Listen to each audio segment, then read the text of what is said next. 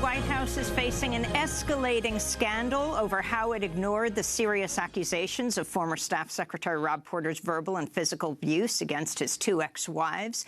Allegations, or he punched one of them in the face. We've seen photos of her black eye.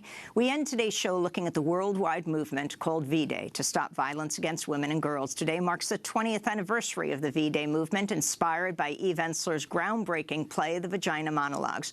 For more, we're joined by three guests: Christine Schuller de Schrijver, who is director of V-Day Congo, co-founder of the director of the City of Joy. Rada Boric is a V-Day and 1 Billion Rising global coordinator from Croatia, and Agnes Pirayo is the Kenya director for V-Day. We welcome you all to Democracy Now! Christine, I saw you last night. Eve Ensler has a new play out, The Body of the World, and you spoke afterwards. Talk about the significance of this day. Well, first of all, it's like you said, it's a 20th anniversary, and we are very happy to be here and to also show the world what V-Day has accomplished the last 20 years and how amazing the movement is, and also also with our 1 Billion Rising. Mm-hmm. And Rada, you come from Croatia.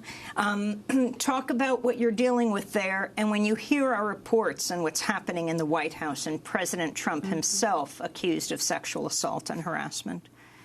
I think, unfortunately, what is going on here is just mirroring everywhere in what we call mainstream politics, and of course that the men, high-ranking men, including presidents or prime ministers in Europe, try to hide the violence against women committed by their own staff. And I think it's absolutely unacceptable, and especially when we talk about 20 years later of V-Day and what we accomplished in the movement, that this synergy of women from different women's groups and different women's movements that started in the 70s, but that now we have it V-Day. I think that what we should be proud, that it's most probably the biggest ever global movement.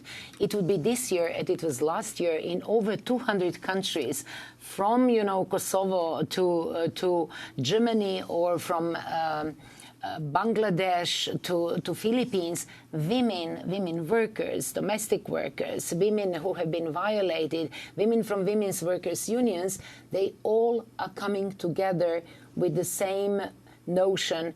It's really enough. It's really enough with violence. Agnes, in Kenya, you have founded the first V-Day Safe House for Girls. Explain what is there. The Safe House is meant to rescue girls running away from female genital mutilation and early marriages. This is part of our culture because I come from a Maasai community where they still value their culture. And after educating these girls in the field, the girls say no to female genital mutilation. Then we came up with this idea of having a safe house where they can run to. It is a successful program because so many girls run to us. The safe house can accommodate 49 girls at a time. And we also have a reconciliation process where we reconcile these girls after they have run to the safe house. And then after a few years, after we have taken them to school, we reconcile them with their parents, and they have been accepted back in their homes. In part two of our discussion, we're going to go more deeply into what this means and how it can be a model around the world. But I wanted to ask Christine about, we've been talking for years now, as you've come to this country for the last 10 years, as part of the V-Day movement. But in this last year, with the election of Trump, what is the awareness of President Trump in Congo, in the Democratic Republic of Congo, and the message it sends? First of all, I think that Donald Trump is the president of the United States, and he's a guy who doesn't love black people and has no respect. Because if you have no respect for women, how can you respect black people? So I don't think he's an important character, or I don't know how I can call him, because I have no respect at all for him.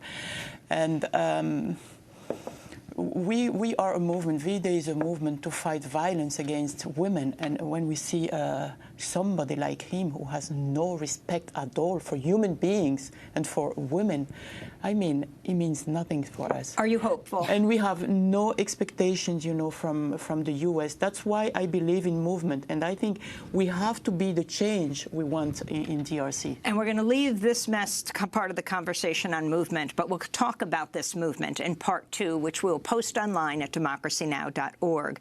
That does it for our broadcast. I'm Amy Goodman. Thanks so much for joining us, and happy V-Day.